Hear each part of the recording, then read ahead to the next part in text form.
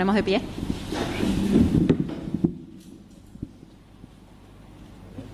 Tomamos asiento. Muchas gracias.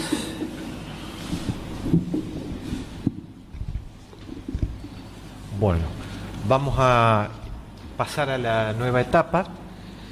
Una vez concluido ya agregada la prueba, concluidos los alegatos, escuchada la última palabra de los imputados, vamos a proceder a hacerles llegar a ustedes las instrucciones finales previo a ingresar a la deliberación.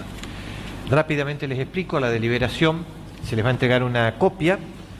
Yo voy a dar lectura hasta la parte que dice finalizado el juicio, porque esas son instrucciones que les voy a dar a posteriori, pero que igual, previo acuerdo con las partes, las he impreso para que ya también las tengan como guía, que son instrucciones para futuro, una vez que culminen la deliberación. ¿Se entiende?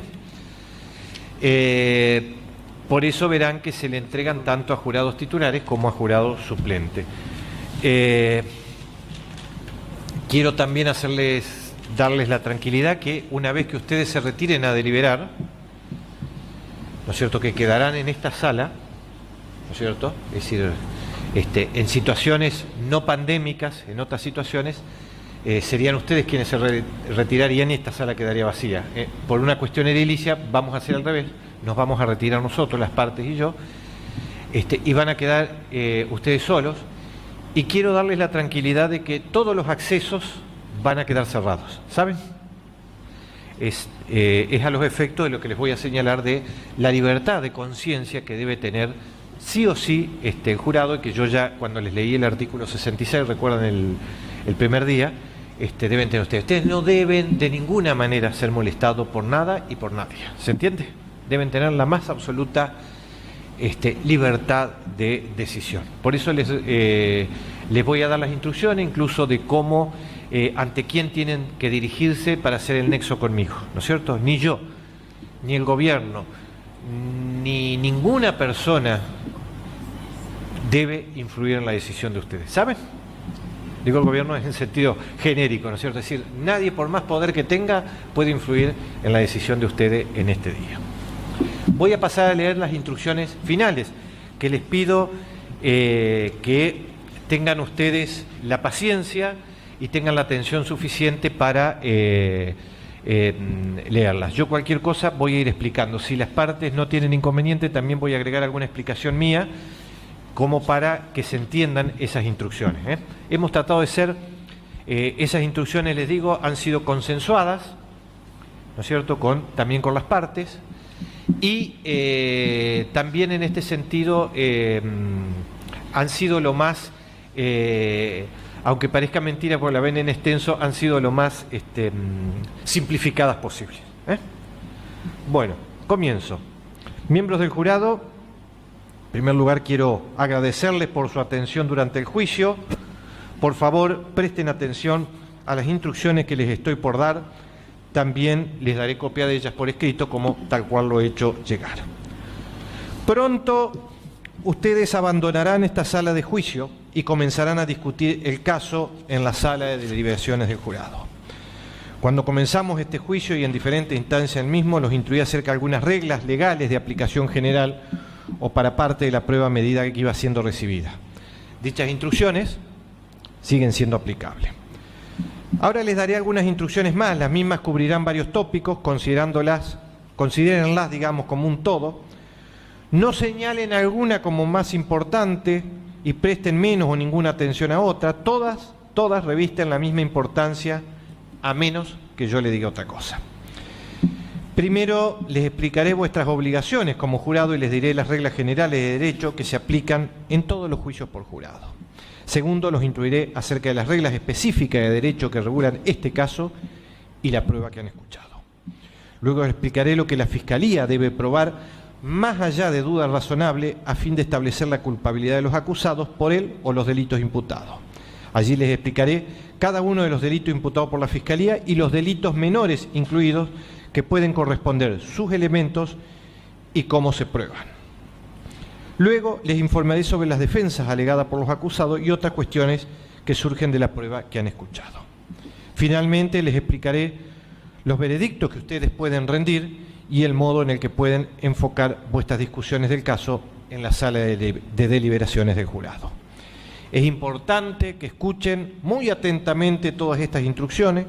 Las imparto nada más que para ayudarlos en la toma de la decisión, pero nunca, y recalco, pero nunca, para decirles qué decisión deben tomar. ¿Se entiende?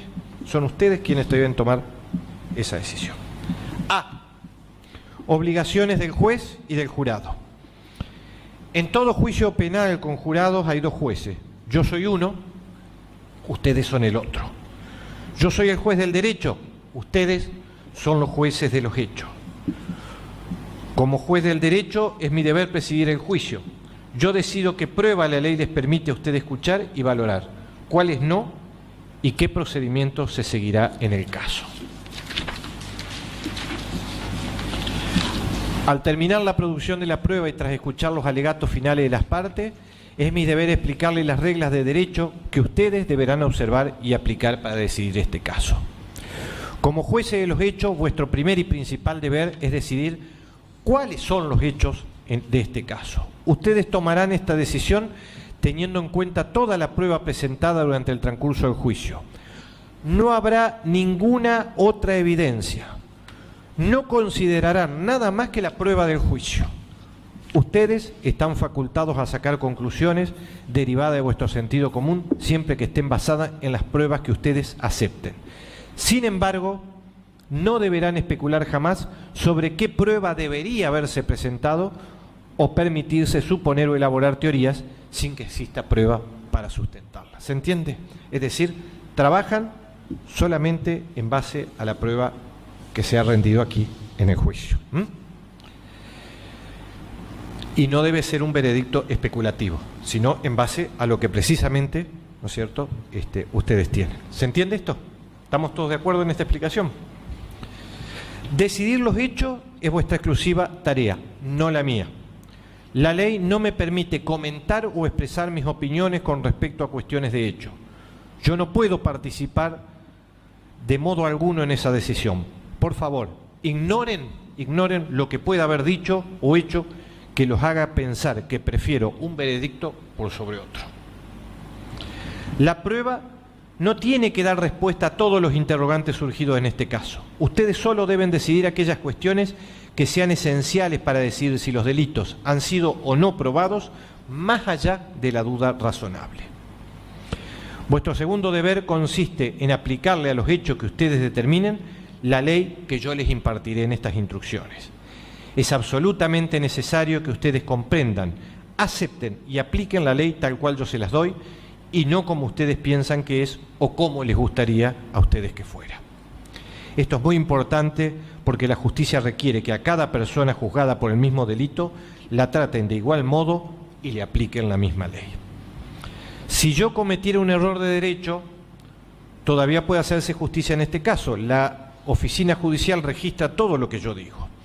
La Cámara de Casación y el Superior Tribunal de Justicia pueden corregir mis errores, pero no se hará justicia si ustedes aplican la ley de manera errónea. Vuestras decisiones son secretas. Ustedes no dan sus razones. Nadie registra nada de lo que ustedes digan en vuestras discusiones para que la casación las revise. Es decir, casación es el tribunal superior que hay a nosotros, ¿se entiende?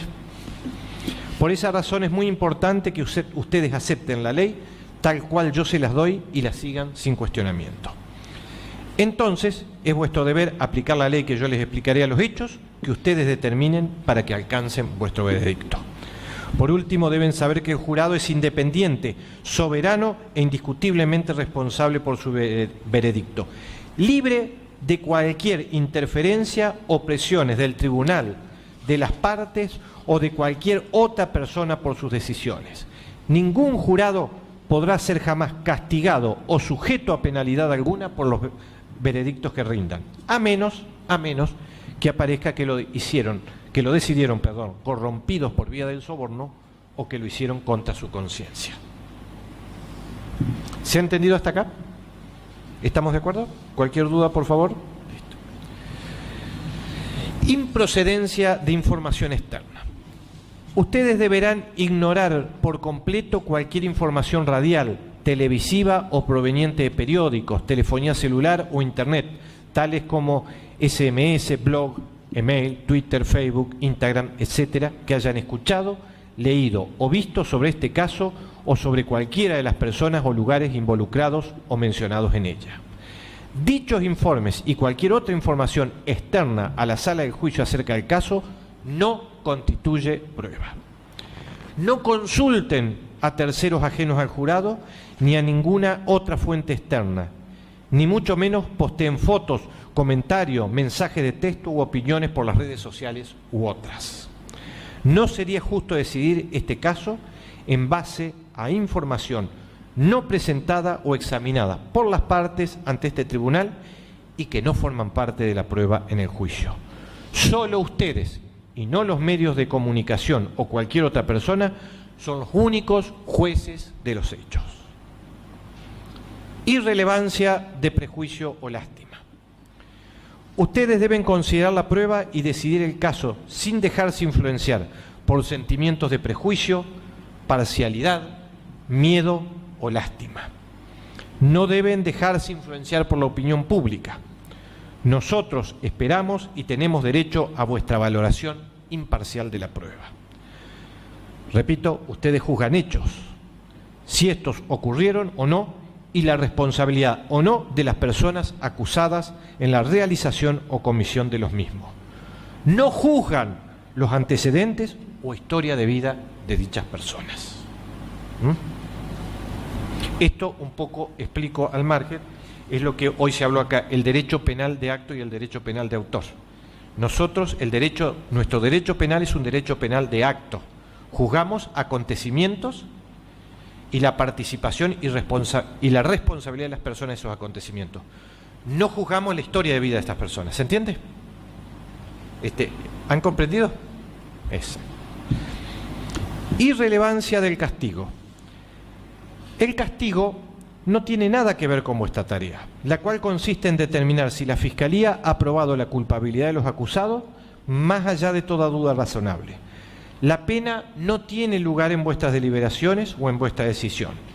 Si ustedes encontraran a Joel Cristian Ariel de Sanz, Jonathan Alexis Castaño y Gustavo Darío Jaime culpables de un delito, es mi tarea y no la de ustedes el decidir cuál es la pena apropiada.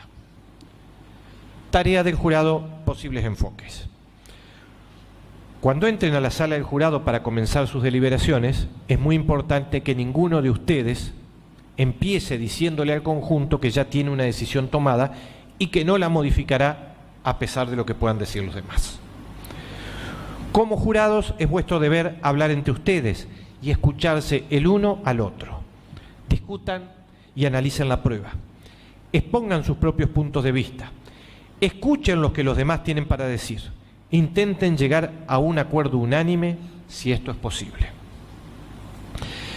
Cada uno de ustedes debe decidir el caso de manera individual. Sin embargo, deben hacerlo solo después de haber considerado la prueba conjuntamente con los demás jurados, de haber escuchado los puntos de vista de los demás jurados y de haber aplicado la ley tal cual yo se las expliqué. Durante sus deliberaciones, no vacilen en reconsiderar vuestras propias opiniones. Modifiquen sus puntos de vista si encuentran que están equivocados. No obstante, no abandonen sus honestas convicciones solo porque otros piensan diferente. No cambien de opinión solo para terminar de una buena vez con el caso y alcanzar un veredicto. Vuestra única responsabilidad es determinar si la Fiscalía ha probado o no la culpabilidad de los acusados, más allá de toda duda razonable. Vuestra contribución a la Administración de Justicia es rindiendo un veredicto justo y correcto. Instrucciones futuras. Al concluir estas instrucciones, los abogados pueden persuadirme sobre algo más que debería haberle manifestado a ustedes. Pude haber cometido algún error o haber omitido algo. Quizás lo que les dije pudo haber sido enunciado de forma más clara para facilitar vuestra comprensión. A menos que les diga lo contrario, no consideren que alguna instrucción futura que yo pueda darles tiene mayor o menor importancia que las que ya les dije sobre la ley. Todas las instrucciones sobre el derecho son parte del mismo paquete, sea cual sea el momento en que son impartidas. Procedimiento para efectuar preguntas. Si durante vuestras deliberaciones les surgiere alguna pregunta, por favor escríbanla y entréguenselas al oficial de custodia, señor Lorenzo Padilla, a quien, les aclaro, posteriormente le vamos a recibir el juramento respectivo. Les decía, por favor escríbanlas y entréguenlas al oficial de custodia, señor Lorenzo Padilla, quien permanecerá en la puerta de entrada de vuestra sala de deliberaciones. El oficial de custodia me entregará las preguntas, yo las analizaré junto con los abogados, luego ustedes serán traídos de vuelta a la sala de juicio. Vuestras preguntas serán repetidas y yo las contestaré en la medida que la ley permita. Responderé a vuestras preguntas a la mayor brevedad posible. Les solicitamos formular las preguntas por escrito para que nos sea posible comprender exactamente lo que ustedes desean saber. De ese modo esperamos poder ser más precisos y de utilidad en nuestras respuestas. Recuerden siempre, como muy importante, jamás le digan a nadie de las notas que ustedes manden, incluyéndome a mí.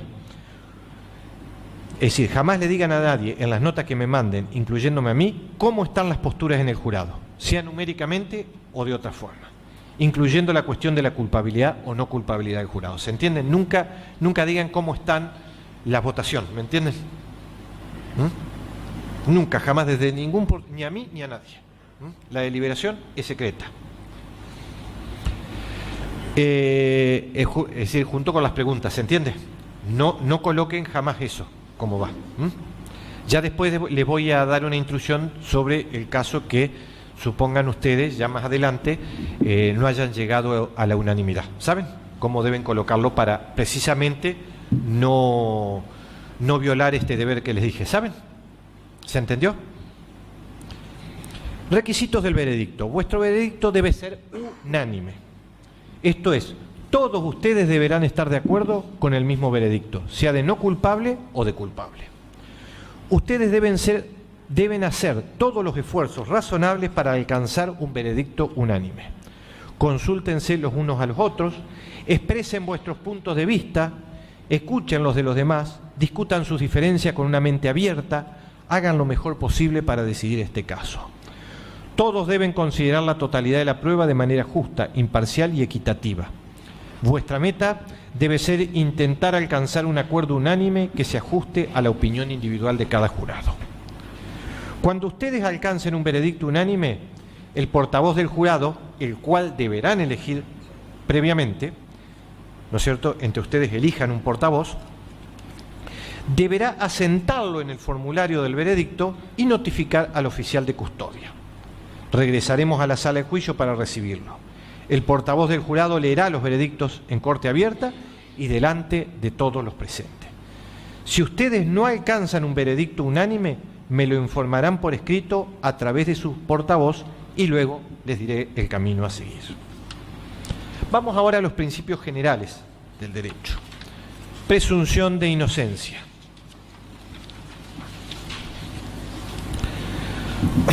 Toda persona acusada de un delito se presume inocente a menos y hasta que la Fiscalía pruebe su culpabilidad más allá de duda razonable. La acusación por la cual los acusados están siendo enjuiciados es solo una acusación formal en su contra. Le informa a la persona acusada, del mismo modo que los informa a ustedes, cuál es el delito específico que el fiscal le imputa haber cometido. La acusación no constituye prueba y no es prueba de culpabilidad. ¿Se entiende?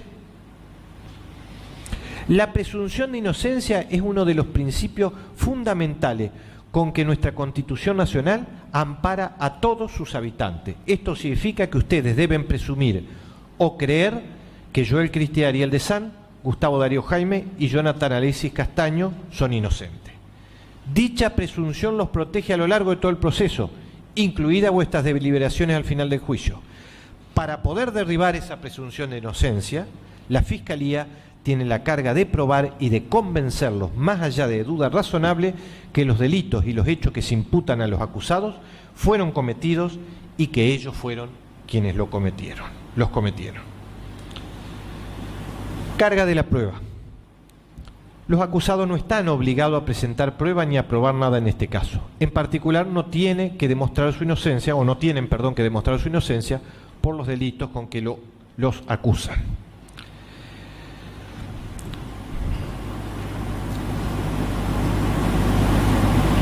Desde el principio hasta el final, es la Fiscalía quien debe probar la culpabilidad de las personas acusadas, más allá de duda razonable.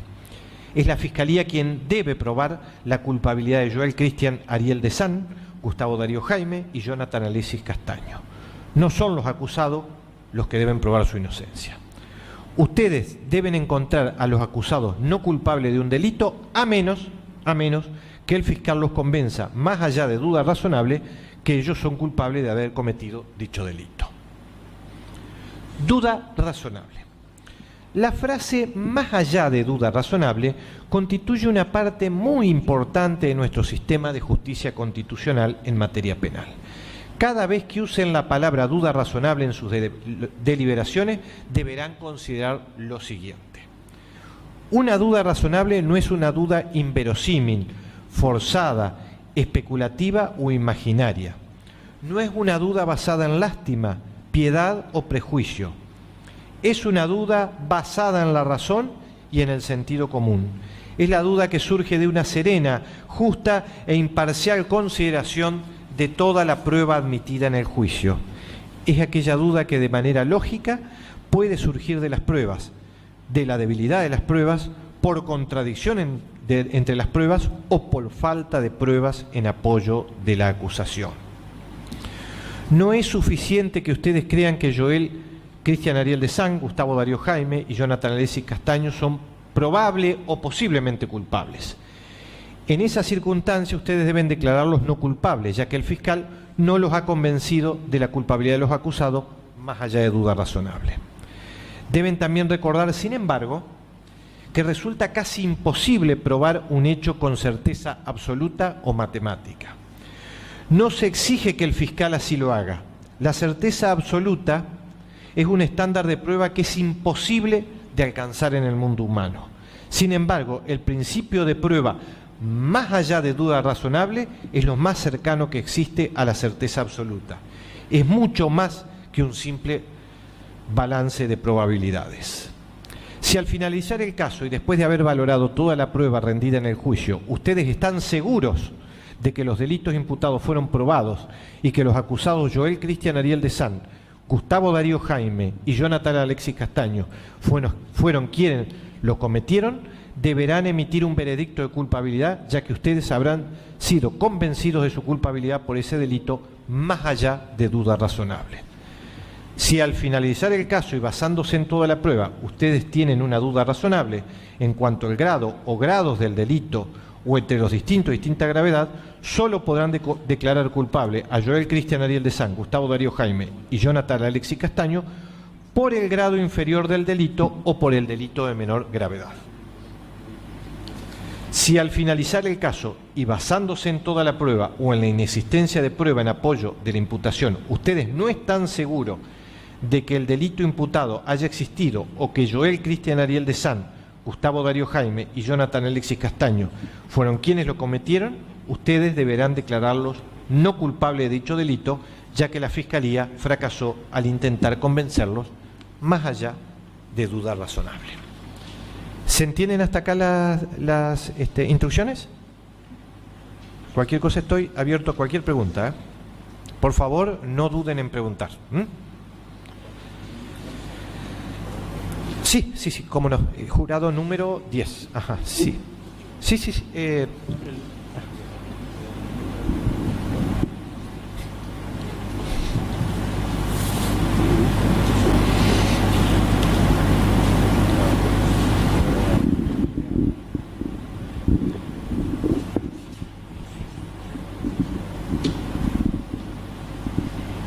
Siempre detrás de la baranda, por favor. Sí, lo escucho. Sí, bueno, yo me quiero referir a una parte de lo que es, lo que vendría a ser el veredicto para los imputados. Ajá. ¿A todos les corresponde por igual o puede uno recibir vamos a decir, recibir una condena y a los otros por así decirlo. Por ejemplo, a uno culpable y a otros no culpables. Y a otros no culpables de un hecho. Ajá. Si bien yo ya lo voy a aclarar más adelante, pero se lo adelanto, se les va a dar planillas individuales por cada uno de ellos, para que ustedes, en relación a cada uno de ellos... Claro, en base a las pruebas que han presentado los fiscales, quiero saber si se puede juzgar más a uno, o sea, se le puede dar una condena más a uno que a los demás, siendo correctamente apropiada esa... Claro, el tema condena, por eso le repito, el tema condena y pena es una tarea mía en la hipótesis de un veredicto de culpabilidad, ¿no es cierto? Ustedes se van a limitar a declarar culpable o no culpable, y como yo les voy a aplicar más adelante, van a tener en la planilla varias opciones, pero cada opción es individual por cada uno de los imputados, ¿se entiende? A lo mejor ustedes consideran un veredicto de culpabilidad respecto de uno y no de otro, ¿no es cierto? En ese caso deben consignarlo en la planilla. Perfecto. Muy bien. ¿Sí? ¿Alguna otra duda más, ya que estamos con Estefanía ahí? Listo, muy bien. ¿Es más o menos satisfizo? Perfecto.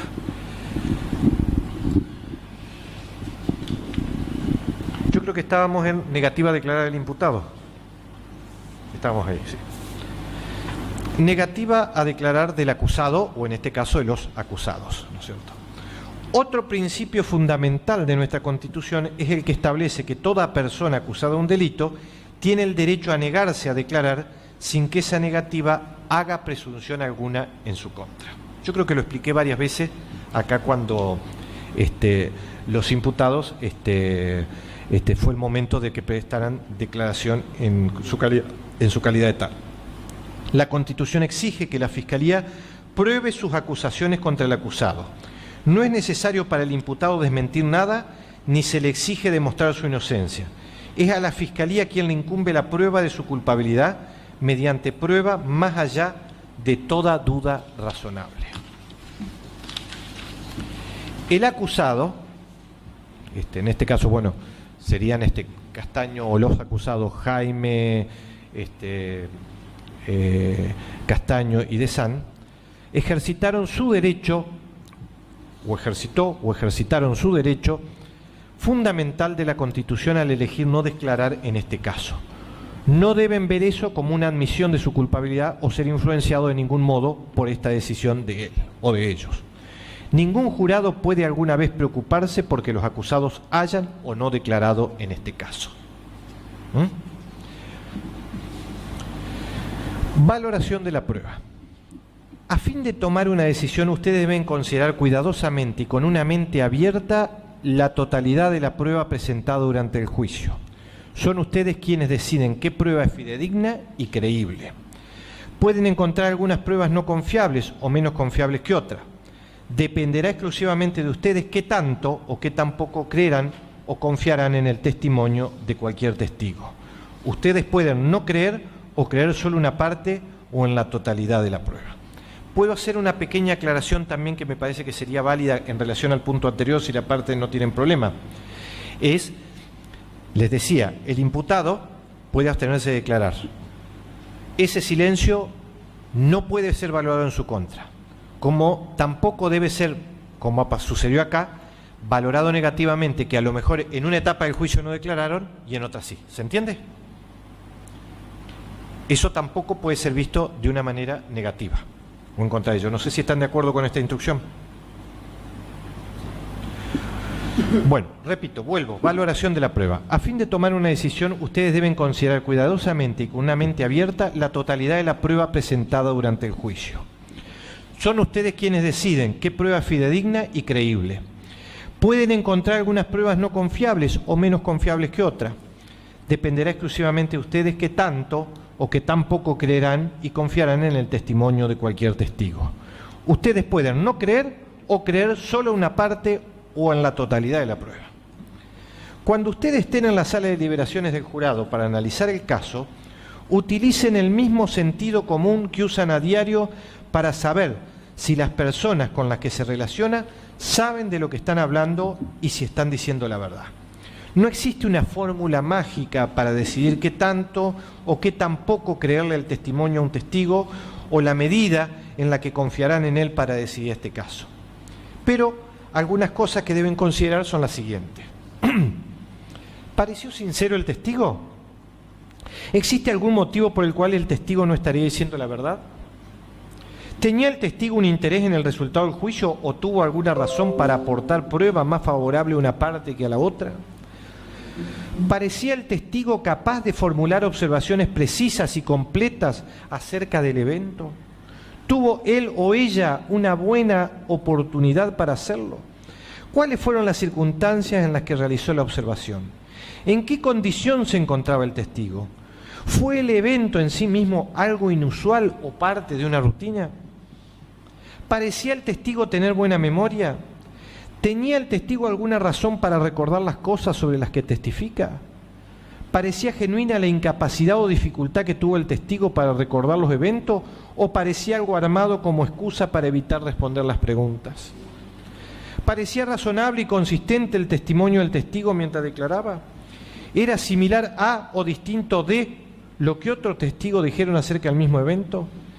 ¿Dijo el testigo o hizo algo diferente en una ocasión anterior? ¿Pudo cualquier inconsistencia en el relato del testigo hacer más o menos creíble la parte principal de su testimonio? ¿Esta inconsistencia es sobre algo importante o sobre un detalle menor? ¿Parece ser un error honesto? ¿Es una mentira deliberada? ¿La inconsistencia se debe a que el testigo manifestó algo diferente porque no mencionó algo? ¿Hay alguna explicación del por qué? ¿Tiene sentido dicha explicación? ¿Cuál fue la actitud del testigo al momento de dar su testimonio? ¿Cómo se veía ante ustedes?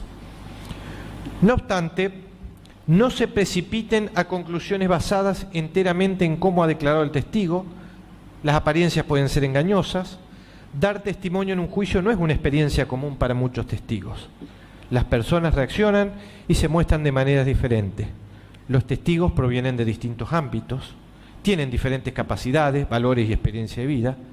Simplemente existen demasiadas variables para hacer que la actitud del testigo al declarar sea el único o más importante factor en vuestra decisión.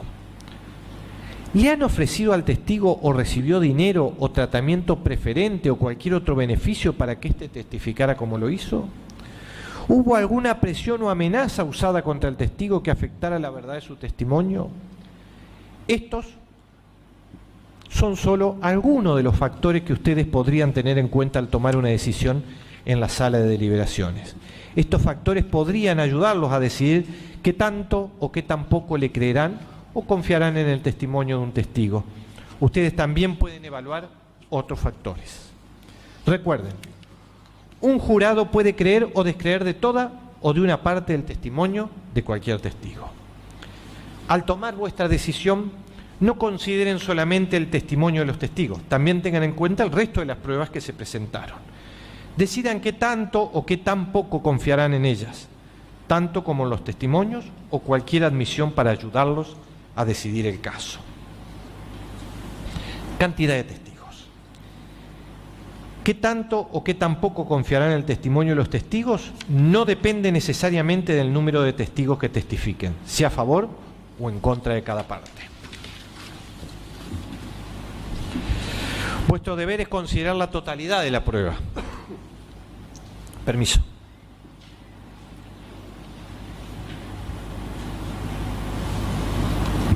Ustedes pueden considerar que el testimonio de unos pocos testigos es más confiable que la prueba aportada por un número mayor de testigos. Ustedes son los que deben decidir en este aspecto. Vuestra tarea es considerar cuidadosamente el testimonio de cada testigo. Decidan qué tanto o qué tan poco le van a creer acerca de lo que dijo. No decidan el caso simplemente contando la cantidad de testigos. Prueba presentada por la defensa.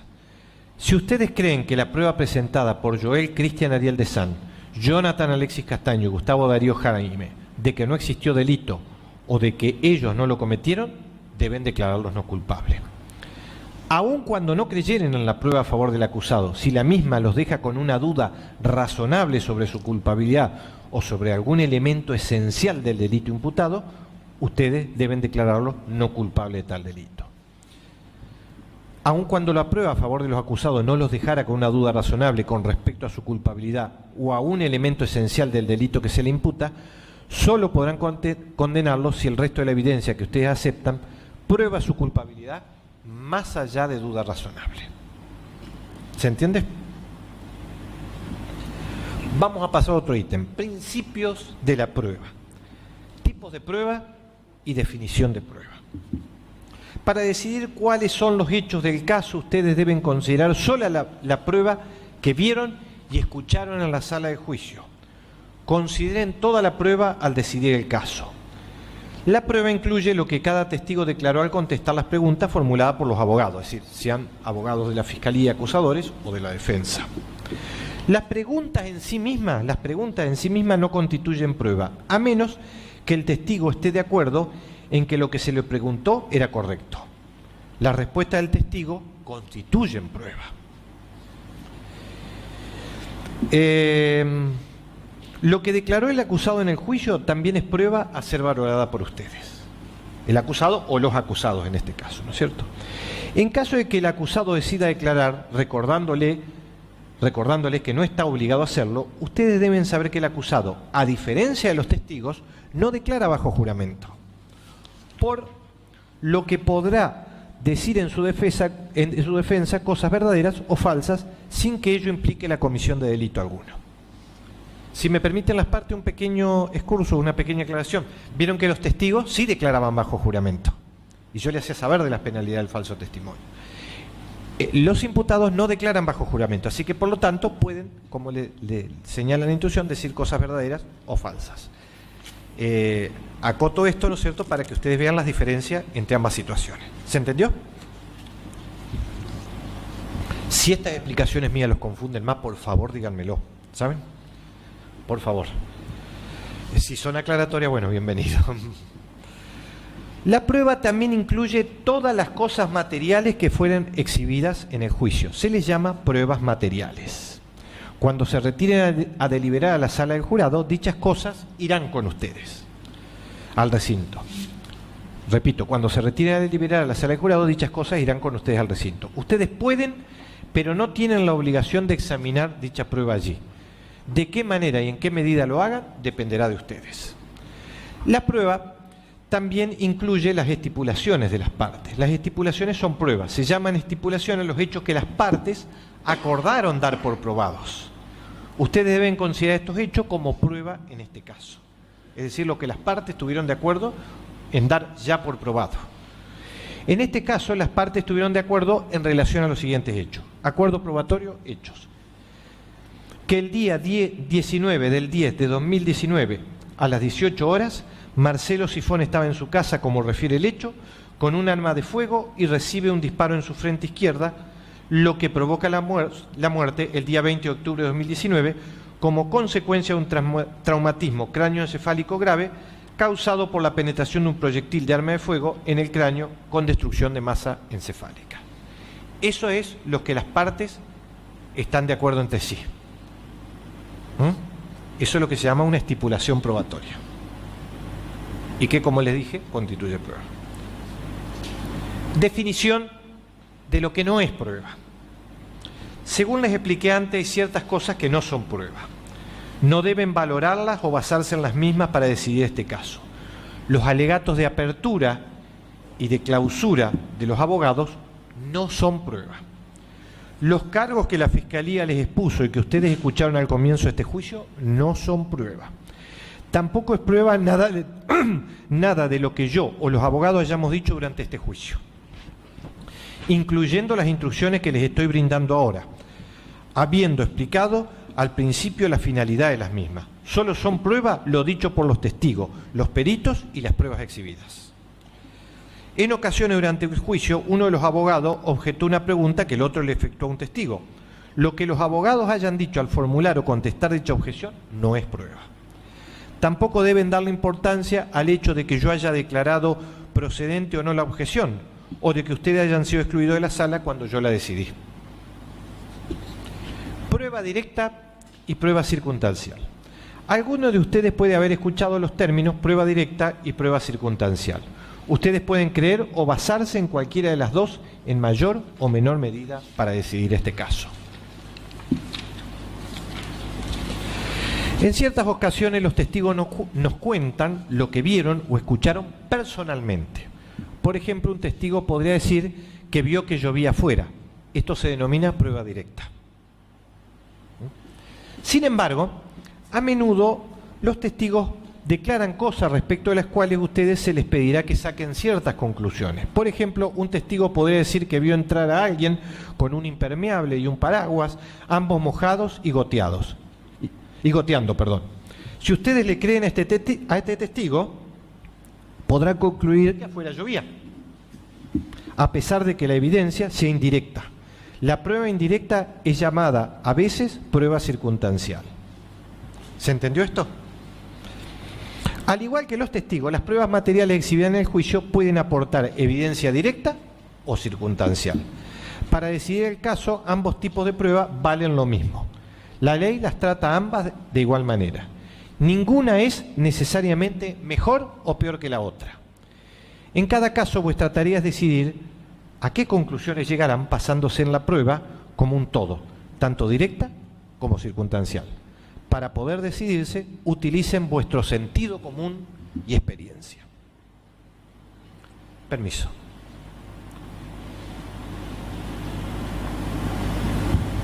Prueba pericial. Durante el juicio han escuchado el testimonio de peritos expertos. Los peritos son iguales a cualquier testigo, con una excepción. La ley le permite al perito experto dar su opinión. El perito da su opinión en un campo donde él demostró poseer conocimiento y una especializada destreza. Sin embargo, la opinión de un experto solo es confiable si fue vertida sobre un asunto en el que ustedes crean que él o ellas sean expertos. Tal como los instruí, ustedes son los únicos jueces de la credibilidad de cada testigo y del peso que debe dársele al testimonio de cada uno.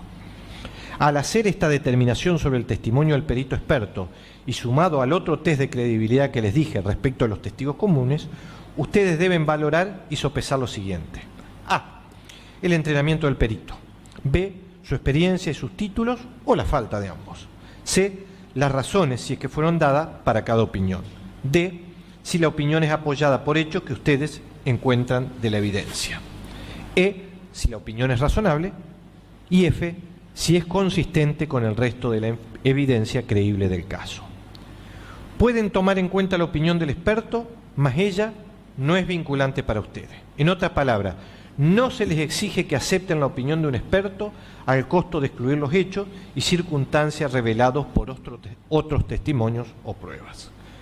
Como todos los demás testigos, ustedes pueden creer o descreer todo o una parte del testimonio del perito experto. ¿Vamos bien hasta acá? Prueba material. En el transcurso de este juicio se han exhibido diferentes tipos de pruebas materiales, como documentos, armas, vestimentas, más que nada ha sido mayoritariamente documental que sean. Las mismas forman parte de la evidencia. Ustedes pueden basarse en ellas como con cualquier otra prueba, en mayor o menor medida, en que las consideren procedentes cuando decidan el caso. Las pruebas materiales les estoy señalando que están allí, en esta carpetita, entran con ustedes a la sala del jurado. Ustedes podrán, aunque no tienen que hacerlo, examinar la misma allí. De ustedes dependen si lo hacen, cómo y en qué medida. Las pruebas materiales exhibidas son solo una parte de la evidencia. Considérenla junto con el resto de la prueba y exactamente del mismo modo. Si las partes lo consideran procedente, también va a haber filmaciones que entrarán con ustedes, que son parte de esta prueba material, ¿se entiende? Y que algunas ya fueron exhibidas acá. Motivo. El motivo es la razón por la cual alguien hace algo. No es uno de los elementos esenciales que el fiscal debe probar. Es solo una parte de la prueba, una de las tantas que ustedes pueden valorar para determinar si Joel Cristian Ariel de San, Jonathan Alessi Castaño y Gustavo Darío Jaime son o no son culpables. Una persona puede ser encontrada culpable de un delito, sea cual fuere su motivo o aún sin motivo. La ausencia de un motivo comprobado para cometer el crimen, sin embargo, es una circunstancia que ustedes deben considerar como sustento de la presunción de inocencia. Una persona también puede ser encontrada no culpable de haber cometido un delito, aún teniendo un motivo para hacerlo. Al decidir este caso, dependerá de ustedes determinar si Joel Cristian Ariel de San, Jonathan Alexis Castaño y Gustavo Darío Jaime tenían o no motivo para cometer el delito y qué tanto o qué tan poco se basarán en dicha circunstancia para rendir vuestro veredicto. Instrucciones especiales. Utilización de notas durante las deliberaciones. Bueno, esta instrucción dice ahí que se impartirá solo cuando el juez autorice la toma de notas. Algunos no lo autorizan, pero bueno, yo acá lo he autorizado, máxime tratando de un juicio largo o complejo. Dice, esta instrucción se impartirá solo cuando el juez autorice la toma de nota. Algunos jueces en los juicios con jurado no las autorizan para evitar que tales notas preponderen en la sala de deliberaciones como si fueran prueba, pero otros las autorizan en juicios largos o complejos o con muchos acusados y varios delitos imputados, ya que ello facilita la unanimidad y reduce el riesgo de jurados estancados. Es decir, por eso yo lo autoricé precisamente hace varios días que estamos, ¿no es cierto?, y autoricé la toma de notas. Cuando empezamos este juicio les informé que ustedes podían tomar notas que les sirvieran como recordatorio de lo dicho por los testigos. Algunos de ustedes lo han hecho. Pueden llevar sus anotaciones a la sala del jurado para ser utilizado durante las deliberaciones. Vuestras anotaciones no son prueba, como tampoco son las anotaciones realizadas por mí o por los abogados. El único propósito por el cual ustedes pueden usar sus notas durante sus deliberaciones es para ayudarlos a ustedes a recordar lo que el testigo dijo o mostró, por ejemplo, en la exhibición de alguna prueba documental. Es importante recordar que las anotaciones pertenecen a quien las tomó y a ninguna otra persona. Las mismas pueden coincidir o no con los recuerdos de los demás jurados sobre la prueba presentada. La decisión de un jurado es una decisión grupal. Cada miembro tiene una opinión y cada opinión tiene el mismo valor. Nosotros dependemos de la memoria y del juicio de cada uno de ustedes para decidir el caso. No adhieran simplemente a la opinión de aquel jurado que sea o que parezca ser el que ha tomado las mejores anotaciones. Las anotaciones no toman decisiones. Las decisiones las toman los jurados. ¿Vamos bien hasta acá?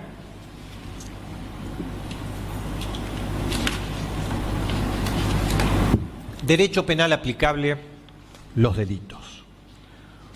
Un solo hecho y varios delitos posibles. La acusación según la cual se juzga a Joel Cristian Ariel de San, Jonathan Alexis Castaño y Gustavo Darío Jaime alega que cometieron un hecho que fue leído al momento de informarle formalmente a los acusados los cargos contra ellos. Hecho único: homicidio criminis causa y por el concurso premeditado de 2 o más personas en perjuicio de Marcelo Sifón. Como se juzga un solo hecho contra 3 acusados, ustedes, y ahí un poco venía la pregunta de uno de ustedes, ustedes recibirán 3 formularios de veredicto con 4 opciones de veredicto. Ustedes deberán elegir una sola. Yo les explicaré cada una de ellas ahora mismo. ¿Quieren que pongamos el pago? Vamos a colocar un PowerPoint que yo elaboré para que resulte un poco más perfecto. Pasamos a la siguiente. Bueno, yo coloqué el nombre Juan Pérez, que es un nombre de fantasía, ¿no es cierto?, para que ustedes ahí lo vean.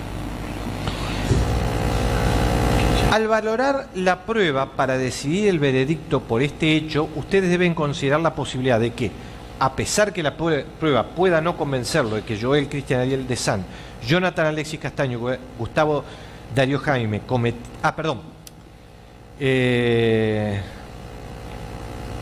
disculpen, voy a hablar ahora de los delitos menores incluidos. Este es el formulario de delito del hecho único principal, ¿no es cierto? Puede haber delitos menores. ¿Qué quiere decir esto? Hay 4 opciones de veredicto.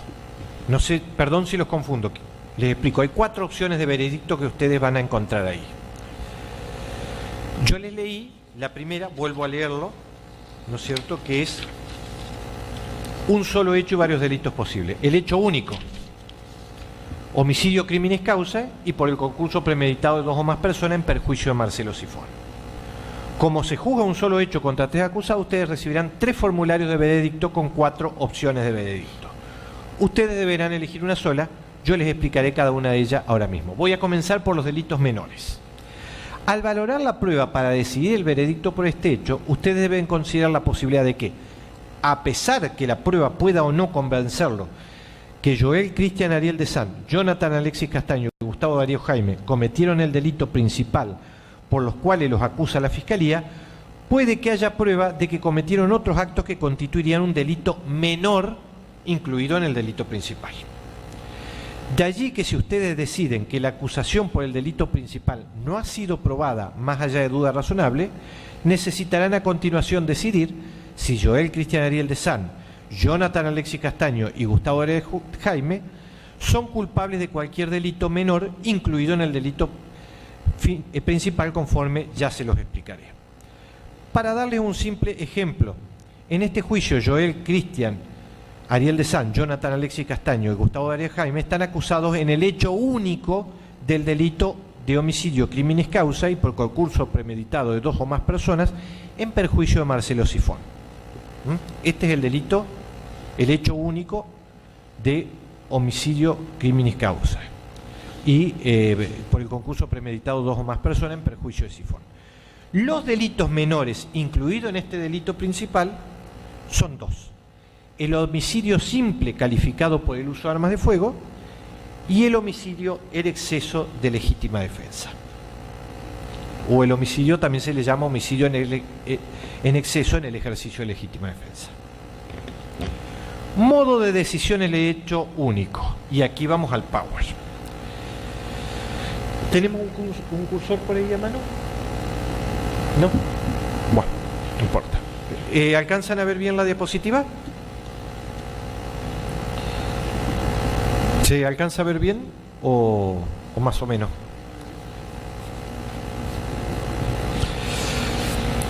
Modo de decisión en el hecho único. Es vuestra tarea y vuestro rol como jurado, al deliberar sobre la prueba y determinar cuáles son los hechos, el aplicar la ley que les daré ahora a los hechos que han obtenido. Muchas gracias. Este sería. Ahí está, perfecto. Es vuestra tarea y vuestro rol como jurado, el deliberar sobre la prueba y el determinar cuáles son los hechos, el aplicar la ley que les daré ahora a los hechos que han obtenido de esa prueba y alcanzar un veredicto unánime en el hecho único sobre alguna de estas opciones. Hecho único. Los acusados Joel Cristian Ariel de San, Jonathan Alexis Castaño y Gustavo Darío Jaime fueron imputados del delito de homicidio criminis causa y por el concurso premeditado de 2 o más personas. De la ley y de la evidencia de este caso es su deber rendir uno de los siguientes veredictos. Culpable de homicidio criminis causa,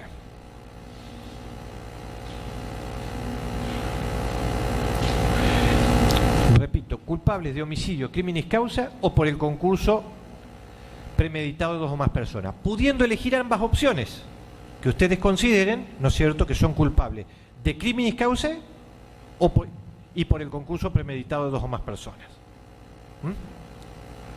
O una sola de ellas. Por ejemplo, solamente criminis causa o solamente por el concurso de 2 o más personas, colocando una X en el lugar que consideren. Se los aclaro. Colocan una X ahí si ustedes consideraron que el jurado que encuentran al acusado XXX, vamos a llamarlo Juan Pérez, culpable del delito de homicidio agravado por. Y si consideran que se reunieron, se pudieron probar las 2 calificaciones, colocan una X en criminis causa o una X en el concurso premeditado de 2 o más personas. ¿Se entiende? Repito, si ustedes la consideraron que es no culpable por el delito de homicidio agravado, primero colocan una X ahí, en este lugar. ¿Está? Y después, si ustedes consideran que las 2 causales, criminis causa y premeditado por el concurso de 2 o más personas, están reunidas las 2, colocan X y X en esas 2. Si ustedes dicen por ahí, ¿no es cierto?, que a lo mejor solamente los encontraron por el criminis causae o solamente por el concurso premeditado, colocan la X ahí arriba y solamente en uno de los dos. En uno o en otro.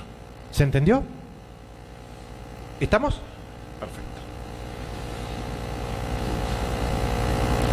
Pueden también, y vamos a la otra diapositiva. Pasamos a la otra diapositiva.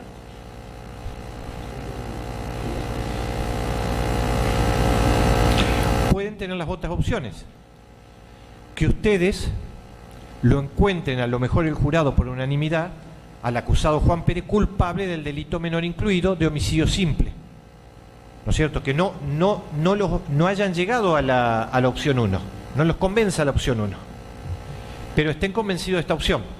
Por unanimidad encontramos al acusado Juan Pérez culpable del delito menor incluido de homicidio simple agravado por el empleo de arma de fuego.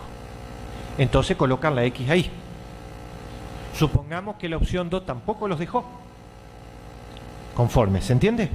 Ni la opción 1 ni la opción 2, pero a lo mejor lo encontraron por la opción 3. Nosotros, el jurado, por unanimidad, encontramos al acusado Juan Pérez culpable del delito menor incluido de homicidio en exceso a la legítima defensa y colocar la X ahí. ¿Estamos? Puede ser que ustedes no los convenza ninguna de las tres opciones y lo encuentren no culpable, ya sea porque Juan Pérez no participó o porque, como fue una de las hipótesis acá, se manejó o se defendió legítimamente, van a la opción 4. Colocar la X en la opción 4, ahí donde está la... Siempre la X va en esa rayita, ¿saben? Que es no culpable. ¿Se entendió esto? Perfecto. Bueno. Les explicaré ahora cada uno de los delitos, sus elementos y cómo se prueban. Si quieren sacamos ahora ya la diapositiva si no confundimos. Total, se les va a entregar el formulario donde ahí es más o menos... El formulario, la diapositiva es el formulario. Hecho único. Homicidio criminis causa o causae y por el concurso de dos o más personas. Se escribe más o menos parecido. Homicidio criminis causa o homicidio criminis causae, que es en latín, pero es lo mismo. Y por el concurso de dos o más personas. En este caso se le imputa a los acusados homicidio criminis causae y por el concurso premeditado de dos o más personas, los cuales, previo acuerdo e intencionalmente, mataron con un arma de fuego a Marcelo Sifón para poder lograr la impunidad por la sustracción del celular de la hija de este último y la recepción sospechosa del mismo conforme al cargo formal que le fue leído varias veces a lo largo de este juicio. Negación de la existencia del hecho. En todo juicio penal el jurado debe determinar primero si el hecho existió o no existió. Solo luego pasará a resolver la siguiente cuestión y determinar si los acusados lo cometieron o no lo cometieron. Es el fiscal, o es la fiscalía, quien debe probar, más allá de duda razonable, que los hechos alegados efectivamente ocurrieron y que los acusados estuvieron involucrados en ello. No es responsabilidad del acusado, o en este caso de los acusados, probar que estos hechos nunca ocurrieron. Si ustedes tuvieran duda razonable con respecto a la existencia de los hechos alegados, deben directamente declararlos no culpables. Ustedes no deben decidir sobre si algo ocurrió simplemente comparando una versión de los hechos con otra y eligiendo una sola de las dos. Deben considerar la totalidad de la prueba y decidir si han quedado convencidos, más allá de duda razonable, de que los hechos que constituyen la base de los delitos imputados realmente ocurrieron. El delito de homicidio criminis causa y por el concurso premeditado de más personas. El homicidio, según lo define la ley, es quien matare a otro, es decir, dar muerte a un ser humano con intención de causársela. Esta es la figura básica del homicidio. Criminis causae significa que el homicidio básico se ve agravado en su pena cuando el asesinato se produce para preparar, facilitar, consumar u ocultar otro delito o para asegurar sus resultados o para procurar la impunidad para sí o para otro, o por no haber logrado el fin propuesto al intentar este otro delito. En el homicidio criminis causae, para procurar la impunidad de otro delito, tiene que haber una conexión final entre el homicidio y otro delito previamente cometido. En este caso, el robo del teléfono celular de la hija de Sifón. Conexión final significa que se comete el homicidio para asegurar la impunidad del robo y de haber recibido el teléfono robado. Esta es la finalidad de matar. Los autores matan porque persiguen un fin u objetivo, buscan evitar que se los denuncie y librarse del castigo. ¿Se entendió?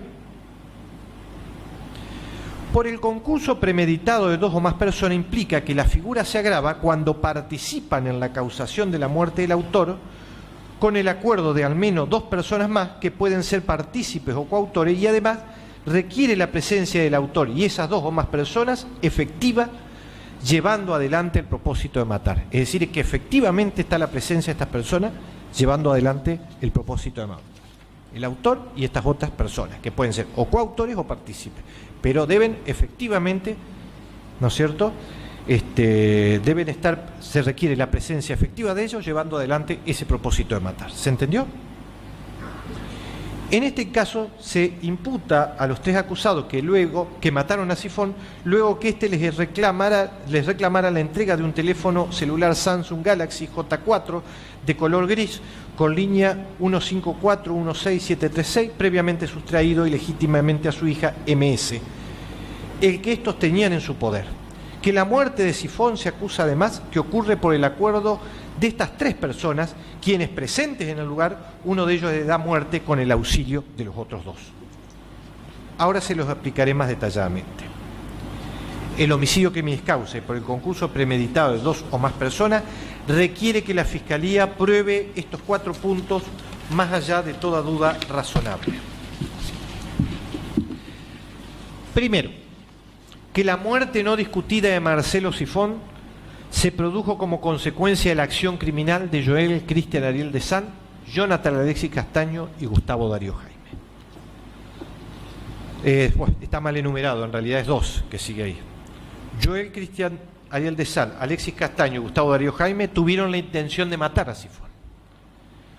Joel Cristian Ariel de San, Jonathan Alexis Castaño y Gustavo Darío Jaime mataron a Marcelo Sifón a los fines de procurar la impunidad del robo de un celular que había sufrido su hija. Que previamente se pusieron de acuerdo entre los tres acusados para llevar adelante esa muerte. La intención de matar. Alguien mediante acción o omisión actúa con intención de matar a otro cuando, primero, el autor se propone como objetivo directo matar. 2. El autor es consciente de que su conducta pone en considerable riesgo la vida humana, o sea, cuando el autor sabe que la muerte de una persona es una consecuencia posible y eventual.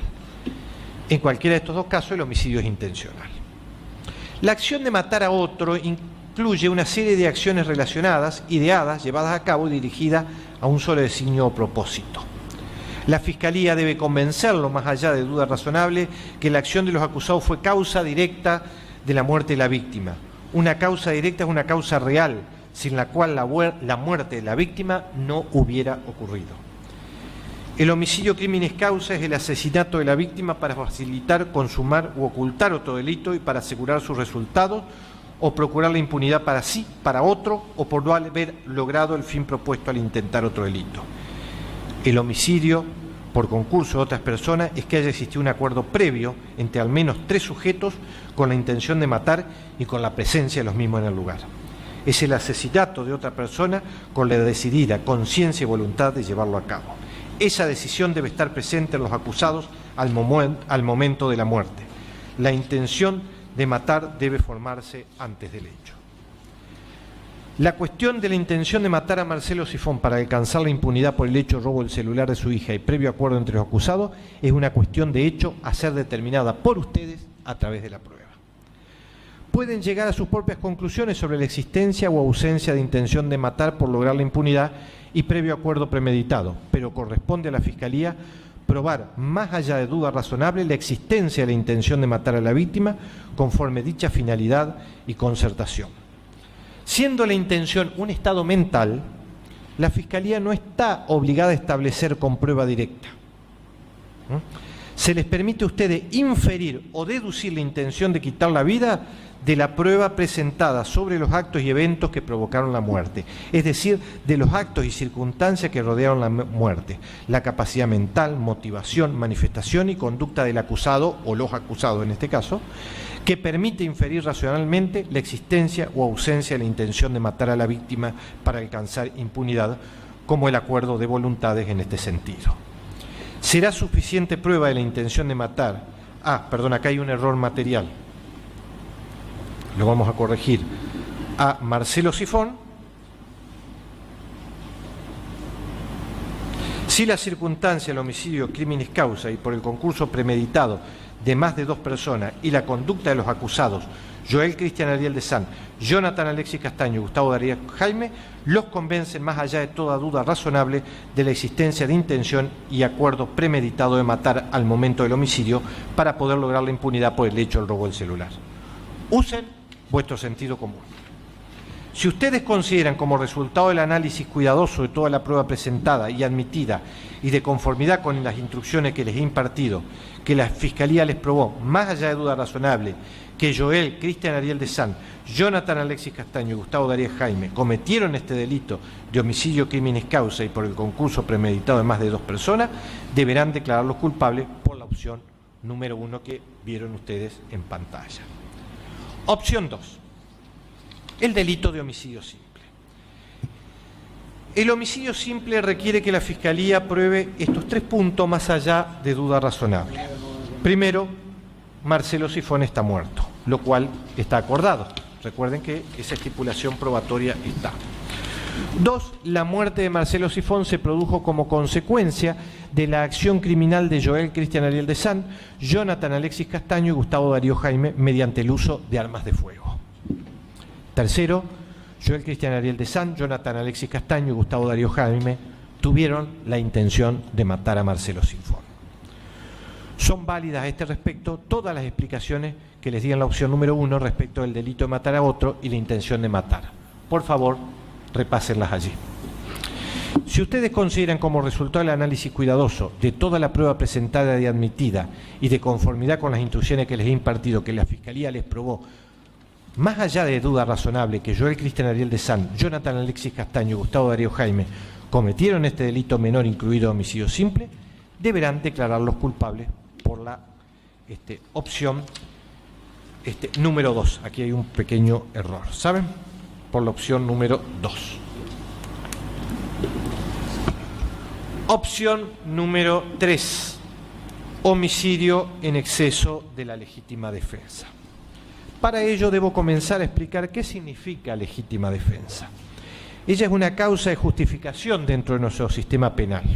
Implica que el derecho autoriza en ciertas situaciones en que es necesario defender un determinado bien, en este caso tal cual ha sido presentado por la defensa, la vida e integridad física, a matar o lesionar cuando existe de parte de una persona una agresión, es decir, se trata de una acción de parte de un sujeto que coloca a alguien en un peligro de muerte o grave daño corporal. Que esta agresión debe ser ilegítima, no consentida por la ley, actual e inminente o inmediata. Cabe aclarar que no existe legítima defensa respecto de la agresión llevada a cabo por una persona que se defiende de manera legítima. Que no debe existir provocación suficiente por parte de quien se defiende, es decir, que quien se está defendiendo no debe haber generado la agresión creando un conflicto innecesario. Y debe la defensa ser racional y necesaria, esto es, adecuada para repeler o impedir la agresión, no debe ir más allá. Cabe señalar que una persona que es atacada por otra no está obligada a huir, a esconderse o abandonar el sitio para ponerse a salvo de su agresor o agresora, sino que puede permanecer en dicho sitio y defenderse. Si no se dan estos extremos, no existe legítima defensa. 2. Este era punto 1. En el exceso, el punto 2 dice, en el exceso en la legítima defensa, el sujeto comienza defendiendo legítimamente sus derechos. Esto es, por ser objeto de una agresión ilegítima, no provocada por él, se defiende. Pero, y esto lo diferencia de la legítima defensa, utiliza un medio de defensa excesivamente desmedido en relación a la agresión de la que es objeto, o bien ocasiona un daño absolutamente desproporcionado en relación al daño con el cual era amenazado. O utiliza un medio excesivo o defendiéndose provoca un daño excesivo. Por tanto, para considerar que se da un exceso en la legítima defensa, el sujeto debió haber sido objeto de una agresión ilegítima no provocada por él. Si ninguno de estos requisitos se encuentra presente, no es posible considerar que se ha actuado en exceso en la legítima defensa. Para considerar que los acusados, Joel Cristian Ariel de Sant, Jonathan Alexis Castaño y Gustavo Darío Jaime, han elegido emplear un medio que razonablemente era excesivo para repeler la agresión, debe establecerse previamente que fue objeto de una agresión ilegítima en sus derechos. Que fue o que fueron objeto de una agresión ilegítima en sus derechos. Ello ocurriría si, para evitar la agresión ilegítima, los acusados contaban con otro medio menos dañino que provocar la muerte del agresor. También ocurriría si la muerte de quien agredía ilegítimamente aparecía como un resultado excesivamente desproporcionado en relación a aquello que se pretendía defender legítimamente. Esas son cuestiones de hecho a ser decididas exclusivamente por ustedes a partir de la prueba rendida en el juicio. Luego que ustedes analicen cuidadosamente toda la prueba presentada y admitida y de conformidad con las instrucciones que les he impartido, corresponde, si consideran que él o los acusados se defendieron de una agresión ilegítima que no fue provocada por él, aunque se excedió en su accionar defensivo, deben declararlo culpable del delito menor incluido de legítima defensa excesiva con resultado muerte. Ese sería lo que yo señalé ahí como opción 3. Opción 4, declaración de no culpabilidad. Les pido un poquito más de paciencia y ya vamos a ir Declaración de no culpabilidad. Legítima defensa. Esta es la teoría del caso que han planteado las defensas de los acusados. La misma consiste en una causa de justificación y me remito a la explicación que he brindado en la opción anterior, en la primera parte, donde estaba el punto 1. Les pido que repasen todo lo que he dicho sobre legítima defensa en el punto 1 del título anterior.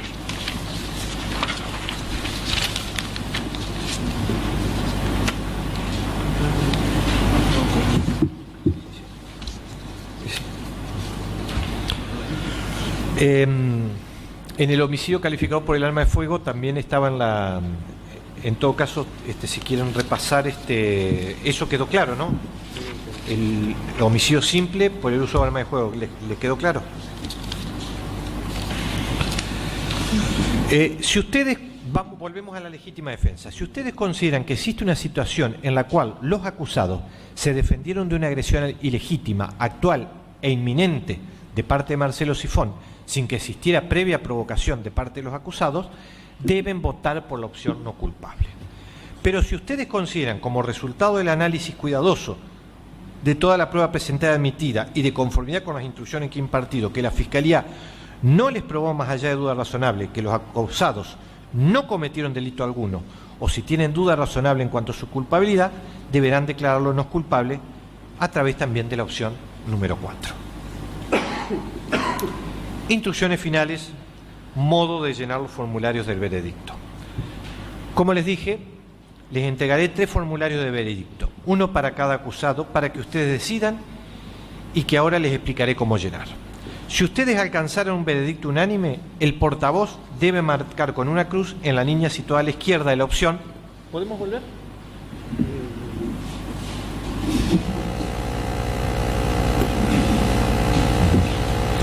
Como les decía, si ustedes alcanzan un veredicto unánime, el portavoz debe marcar con una cruz en la línea izquierda, ahí, de la opción que ustedes hayan acordado. Supongamos opción 1, ¿no es cierto? Recuerden, solo podrán elegir una sola opción. El portavoz debe firmar la hoja en el lugar indicado al pie de la misma. Es decir, no pueden elegir opción 1 y opción 2. Lo que pasa que la opción 1, y esto vamos a dejarlo clarificado, tiene 3 subopciones, ¿no es cierto? O crímenes causae, premeditado por el concurso de 2 o más personas, o que consideren solo crímenes causae o solo el concurso premeditado de más personas. ¿Se entendió esto? Pero es importante siempre que para decir elijo la opción 1, más allá de que Sí. Vamos a hacer un brevísimo cuarto intermedio, pero nos quedamos acá. Hacemos una brevísima interrupción. Me lo ha pedido uno de los jurados y después seguimos.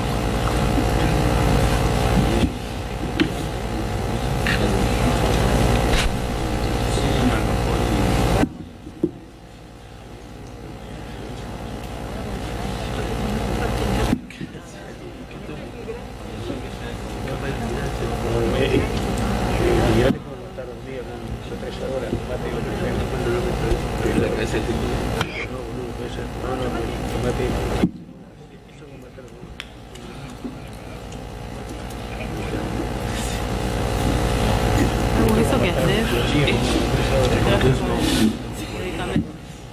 Gracias.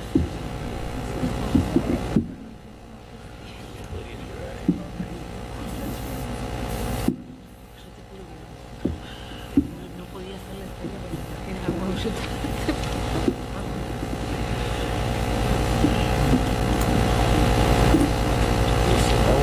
Que retornen los jurados que faltan.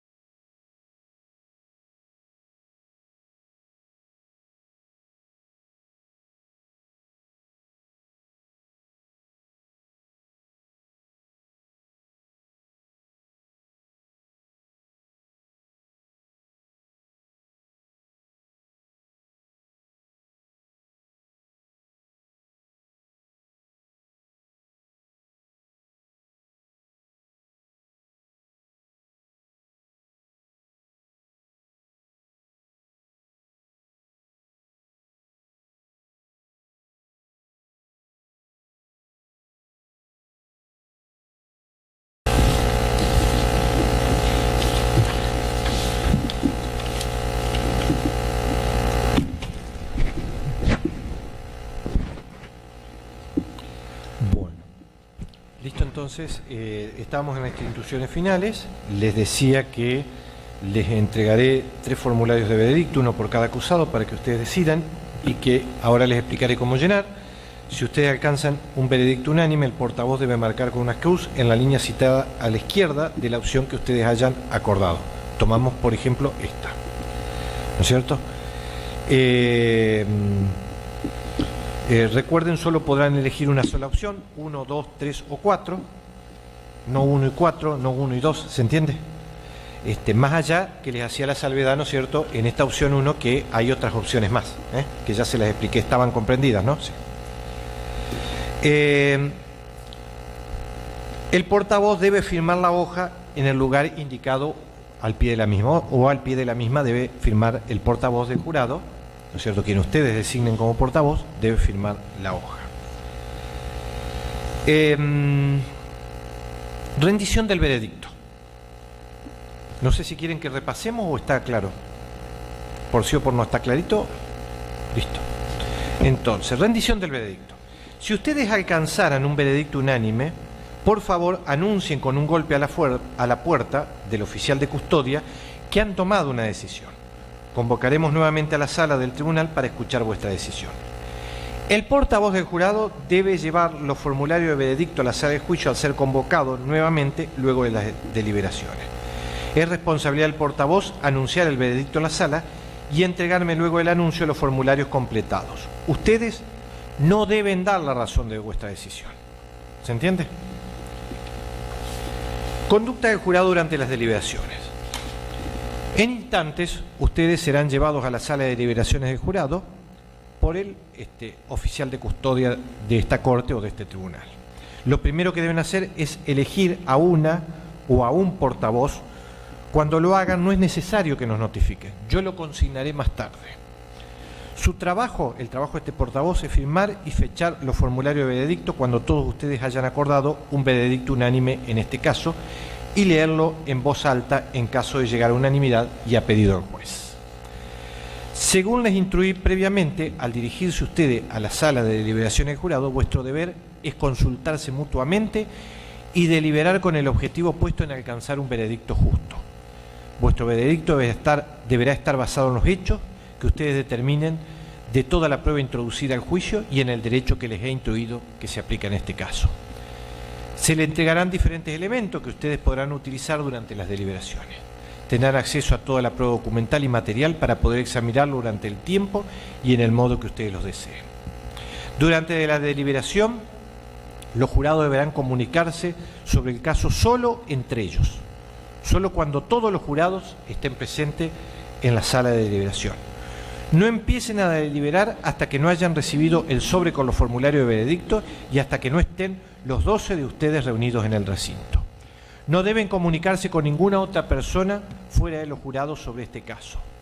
Hasta que alcancen el veredicto, no deben hablar de este caso en persona o a través del teléfono o comunicación escrita o electrónica, tales como un blog, Twitter, mail, SMS, Facebook, Instagram o cualquier otro. No contacten a nadie para asistirlo en sus deliberaciones ni posteen ningún tipo de comentario, foto o mensaje a las redes sociales. Estas reglas de comunicación, que pueden parecer reiterativas, regirán hasta que los dispense al final del caso. Si toman conocimiento de cualquier violación a estas instrucciones o cualquier otra instrucción que les haya dado en este caso, me lo harán saber por nota que le darán al oficial de custodia. Si ustedes conducen vuestras deliberaciones con calma y serenamente, exponiendo cada uno vuestros puntos de vista y escuchando cuidadosamente lo que los demás tengan para decir, serán capaces de pronunciar un veredicto justo y correcto. Requisitos del veredicto: unanimidad. Vuestro veredicto, sea de no culpable o culpable, debe ser unánime. Esto es que todos ustedes deberán estar de acuerdo en el mismo veredicto. Cada uno de ustedes debe decidir el caso por sí mismo, pero solo deberían hacerlo después de haber considerado toda la prueba, de haberla discutido previamente con los demás jurados y de haber escuchado los puntos, de haberla discutido plenamente con los demás jurados y de haber escuchado los puntos de vista de vuestros compañeros del jurado. No tengan miedo de cambiar de opinión si la discusión los convence de que deberían hacerlo, pero no lleguen a una decisión simplemente porque otros jurados piensen que ella está bien. Es muy importante que ustedes intenten llegar a un veredicto unánime, pero por supuesto solo si todos y cada uno de ustedes puede hacerlo tras haber tomado su propia decisión de manera consciente y meticulosa. No cambien una honesta convicción sobre el peso y el efecto de la prueba simplemente para llegar a un veredicto. Preguntas durante las deliberaciones. Si hubiera algún punto de estas instrucciones que no estuviera claro para ustedes, estaré dispuesto a contestar vuestras preguntas. Si ustedes tuvieran alguna pregunta, el portavoz deberá escribirla y colocarla dentro de un sobre cerrado y entregárselo al oficial de justicia, el oficial de custodia, perdón, señor Padilla. Ningún miembro del jurado debe jamás intentar comunicarse conmigo, excepto por escrito. Yo responderé al jurado lo relativo a la consulta por escrito o aquí en corte abierta. Recuerden, a fin de no interrumpir innecesariamente vuestras deliberaciones, despejen primero sus dudas entre ustedes con el auxilio de estas instrucciones que les entrego, además por escrito, que las tienen ahí cada uno de ustedes. Una vez recibida la pregunta, analizaré la respuesta a ella con los abogados en vuestra ausencia. Eso puede tomar un tiempo, por lo cual ustedes continuarán deliberando. Luego ustedes regresarán a la sala de juicio, donde se leerá la pregunta y yo la responderé. Contestaré cada una de las preguntas pertinentes que ustedes tuvieran de la manera más completa y a la mayor brevedad posible. Recuerden también, jamás le digan a nadie en las notas que ustedes manden, incluyéndome a mí, cómo están las posturas en el jurado, sea numéricamente o de otra forma, incluyendo la cuestión de la culpabilidad del o los acusados. Acotaciones finales. Ustedes han prestado juramento y formulado la promesa solemne de juzgar este caso de manera correcta e imparcial y de emitir un voto justo de acuerdo a la prueba. Si ustedes honran dicho juramento o promesa, y estoy seguro de que así lo harán, habrán hecho todo lo que se espera de ustedes como jurados en este juicio. No le pedimos nada más. Tenemos derecho y no esperamos de ustedes nada más. Le voy a pedir a la señora secretaria de la oficina judicial, previamente quiero reiterar el artículo, si mal no recuerdo, era el 66, la obligación de denunciar presiones e irregularidades. Los miembros del jurado tendrán la obligación de denunciar ante el juez por escrito o a través de su coordinador vocero del jurado o del responsable de la oficina de gestión de audiencia y aún en forma anónima sobre cualquier tipo de irregularidad, presiones, influencia o inducciones que hubieran recibido él u otro miembro del jurado que integra según tenga referencia para emitir un voto en un sentido determinado. La presente obligación deberá incluirse en los instructivos que se dispongan. Considérenlo como parte de este instructivo al artículo 66 de la Ley 1746. Ahora sí, señora secretaria, le voy a pedir, por favor, que tome juramento al señor oficial de custodia. Le voy a pedir al señor Lorenzo Padilla que se haga presente aquí, frente al estrado, a los fines del juramento respectivo.